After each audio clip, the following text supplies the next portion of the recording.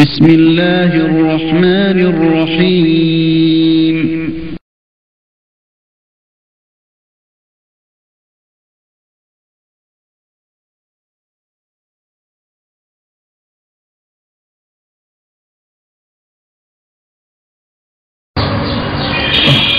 আপনাদের সকলের উপরে আল্লাহর শান্তি, আল্লাহর করুণা এবং বরকত প্রদান হোক। আসসালামু আলাইকুম ওয়া রাহমাতুল্লাহি ওয়া বারাকাতুহু।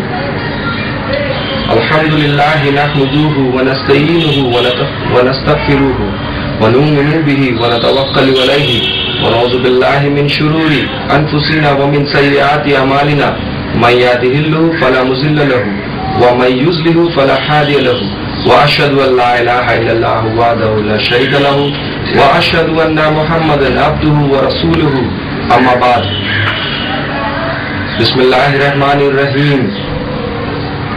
ওয়াকুল জাআল হাক্কু ওয়া যাকাল বাতিলু ইন্নাল বাতিলা কানা যাহুকা। এই আয়াতটি হচ্ছে সূরা আল ইসরার 81 নম্বর আয়াত। এই আয়াতের অর্থ হচ্ছে যে সত্য এসে গেছে, মানে আল কোরআন। আল্লাহ সুবহানাহু ওয়া তাআলা আমাদের কোরআন দিয়েছেন, একটি সত্য কিতাব, এবং আল্লাহ বলছেন যে বাতিল মানে মিথ্যা, বাইবেল মিথ্যা বিলুপ্ত হয়ে যাবে। আল্লাহ বলছেন যে এইভাবেই মিথ্যা বিলুপ্ত হয়ে যাবে। আমরা জানি যে দাওয়াতি ইমানের কাজ করতে হয়। শুধু মুসলমান ধর্ম না, সব ধর্মের লোক দাওয়াতি ইমানের কাজ করে থাকে, কিন্তু আল্লাহ সুবহানাহু ওয়া তাআলা আমাদের পদ্ধতি বলে দিয়েছেন। যেরকম সূরা নাহলের 125 নম্বর আয়াত বলছে যে আহ্বান করো তাদের আল্লাহর পথে সৎ উপদেশ এবং জ্ঞানের মাধ্যমে। যদি তোমায় বিতর্কে আসতে হয়, তাদের সাথে তর্ক বিতর্ক করতে হয়, তাহলে সেটি সব থেকে ভালো পন্থায় করো। এবং আবার সূরা আল ইমরানের 64 নম্বর আয়াত বলছে যে কুল ইয়া আহলাল কিতাব তাআলা ইলা কালিমাতিন সাওয়াইন বাইনানা ওয়া বাইনাকুম। মানে আহলে কিতাবদের বলতে বলছে, আহলে কিতাব মানে যাদের কাছে ইনজিল দেওয়া হয়েছিল। এই বাইবেলটা আসলে ইনজিল না, তওরাত দেওয়া হয়েছিল, জবুর দেওয়া হয়েছিল। তাদের সাথে যদি আমরা কথা বলি, তাদের আমাদের বলা উচিত যে আসো তোমার আর আমাদের মধ্যে একরকম যেটা আছে আমরা কথা বলি। আসলে হওয়া উচিত ছিল যে কোরআন এবং ইনজিল এবং তওরাত সবকিছু একই রকমের হওয়ার কথা ছিল, কারণ সবকটাই আল্লাহর বাণী, একই রকম হবে, এর বদল ওরকম হবে না, তাওহীদ এক থাকবে। কিন্তু তারা নিজের হাত থেকে বইটাকে নষ্ট করেছে। এর প্রমাণ আমরা কিছুক্ষণের মধ্যেই পেতে চলেছি ইনশাআল্লাহ। এবং আল্লাহ কোরআনেও বলে দিয়েছেন যে সূরা আল বাকারাতে 79 নম্বর আয়াত, যে তারা নিজের হাত থেকে লিখে নিয়ে এসে বলেছে যে এটা আল্লাহর কিতাব, পার্থিব কিছু লাভের জন্য।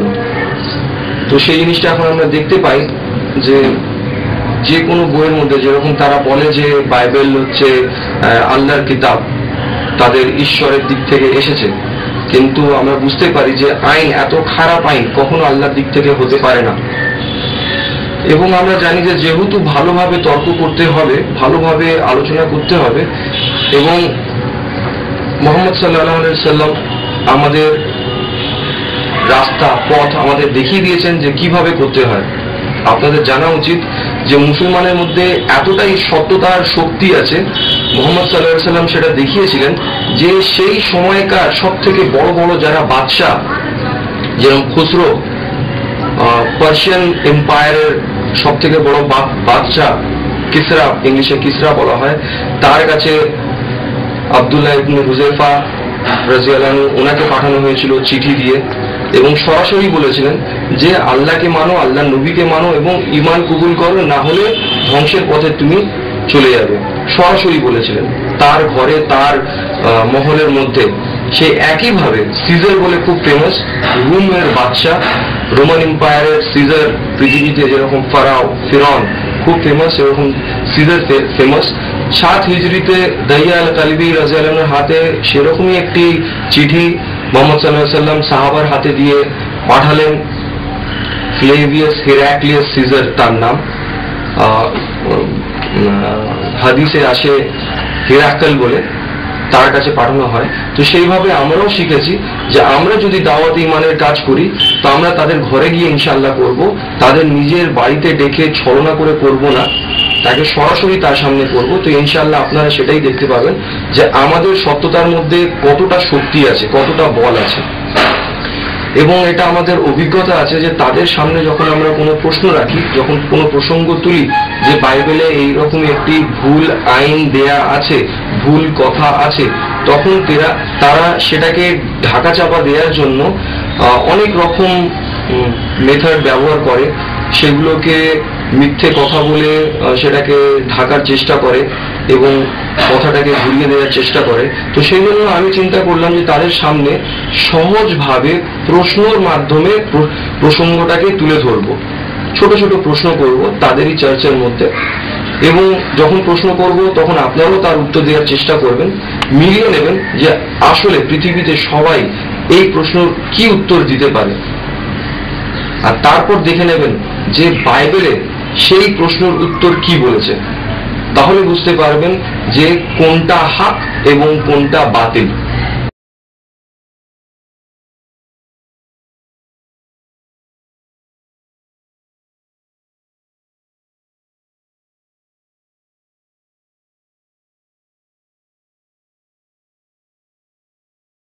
ধর্ষণ হয়েছে বোম্বেতে, ঠিক আছে, আর তার ধরনের কোনো পুলিশ কনস্টেবল করেছে, 55 তার এজ, আর এরকম ঘটনা ঘটেছে, আর তাকে শাস্তি দেওয়া হয়েছে সেই পুলিশ কনস্টেবলকে শুধু 18,000 টাকা জরিমানা। তো এটা কি ইকুয়াল হলো? এটা কি কোনো জাস্টিস হলো তোমার মতে? ঠিক আছে, কারণ আইন তাকে শাস্তি দিয়েছে শুধু 18,000 টাকা জরিমানা। এটা কি আইন ব্যবস্থা, এটা কি ঠিক ব্যবস্থা করেছে? এটা কি আইন?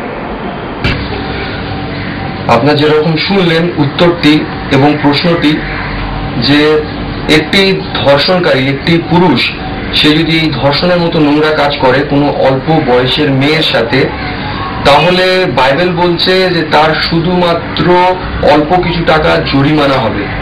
এটা তো কেউ স্বীকার করবে না, ছেলেটাও স্বীকার করেনি, আমরাও মানতে পারবো না।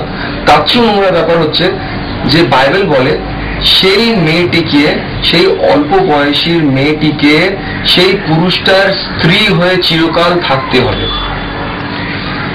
এটা তো খুবই যন্ত্রণার ব্যাপার যে একটি বয়স্ক পুরুষ যদি একটি বাচ্চা মেয়েকে ধর্ষণ করে থাকে, তাহলে সেই বাচ্চা মেয়েটা সেই পুরুষের চিরকালের জন্য স্ত্রী হয়ে থাকবে। এবং ঠিক আছে, যারা লোকেদের বড় বড় অ্যাডভাইস দেয়, এর আগেও ছিল, এর পরবর্তীতেও হবে, এ ব্যাপারে তো সবার জ্ঞান আছে। এরকম যদি কোনো গুরু, ধরে নেন যে আপনার ছেলে দেবিয়েছে পড়ছে, মডার্ন কালচারে আছে, ধরে নেন যে আপনার ছেলে মদ খায়, কোনো গুরু এসে আপনাকে যদি বলে যে আপনার ছেলে মদ খায়, আপনি তার কাছে গেছেন, আপনি জানতে চেয়েছেন যে আমার ছেলেকে আমি কিভাবে মদ থেকে সরাবো, কিভাবে এটাকে ঠিক করতে পারি, কারেকশন করতে পারি, সেই গুরু যদি আপনাকে বলে আর আপনাকে করে মানে অ্যাডভাইস দেয় যে তোমার ছেলেকে মেরে ফেলো, তো সে কি ভণ্ড গুরু না ভালো গুরু? একটু জোরে বলবেন, ঠিক আছে? কারণ যারা দর্শক আছে তারাও জানতে চাইবে যে আপনার উত্তর কি, সুবিধা যে আমি বলে দিচ্ছি, ঠিক আছে? নেক্সট, কোনো সন্তান, কোনো ছেলে, আমার ছেলে, আপনার ছেলে যদি ভুল পথে চলে যায়, বাইবেলে যেরকম বলা হচ্ছে যে কোনো ছেলে সে বাবা মার কথা শুনছে না এবং সে মদ পান করছে, তাহলে সেই ছেলেকে সেই বাবা মা গ্রামের গুরুজনদের কাছে নিয়ে যাবে, গুরুজনদের সামনে তাদের বিচার হবে, বিচারে এটা শাস্তি দেওয়া হবে যে সেই ছেলেটাকে পাথর মেরে মেরে মৃত্যুদণ্ড দেওয়া হবে, পাথর মেরে মেরে মেরে ফেলে দেওয়া হবে। এটা কিরকম নিয়ম? এটা তো ভয়াবহ নিয়ম। আমরা জানি যারা খ্রিস্টান তারা তো প্রায় সকলেই মদ পান করে, তো কার বাবা মা এই বাইবেলকে মেনে তার ছেলেকে সেই হিসাবে, সেই আইনের হিসাবে পাথর মেরে মেরে মৃত্যুদণ্ড দিচ্ছে? আমরা জানি গুরুজনরা তো ঠিক পথে নিয়ে আসার অ্যাডভাইস দেবে, তাকে বোঝাবে, সেই ছেলেটাকে বোঝাবে যে মদ পান করো না, বাবা মার কথা শোনো। এটা তো